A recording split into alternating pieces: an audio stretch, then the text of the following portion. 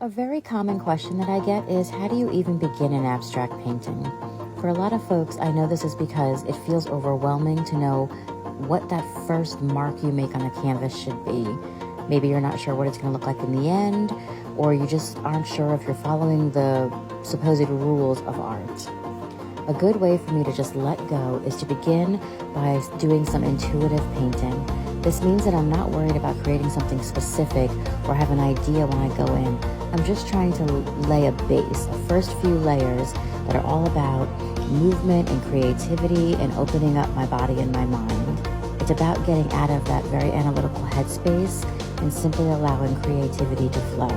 Here I'm doing it by using some heavy body paints like unbleached titanium and a few mixtures of red. And then I'm also using an acrylic ink. This is the white that you see, which is more transparent and fluid. This gives this sense of motion in the layers that I'm creating. Using this catalyst wedge, the green piece, I'm doing some more mark making.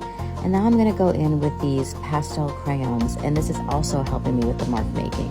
It's adding to the movement, the texture, the depth. It's a really great way to just start to see the canvas come alive and you're not so overwhelmed by that blank white space.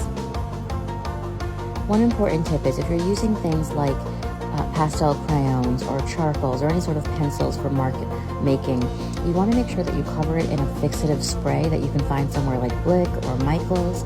That spray is going to make sure that the marks that you're making don't move once you apply another layer of paint.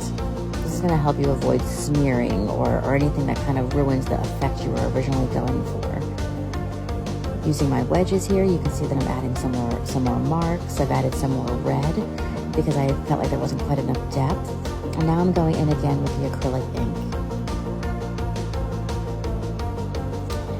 In my hand now is a sort of grease pen, China marker that I'm using to add some more marks.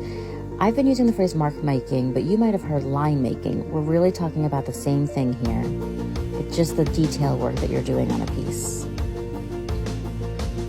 With this sort of painting, this intuitive painting, it's not about the finished product. This is just me laying down something that helps me get into a creative headspace.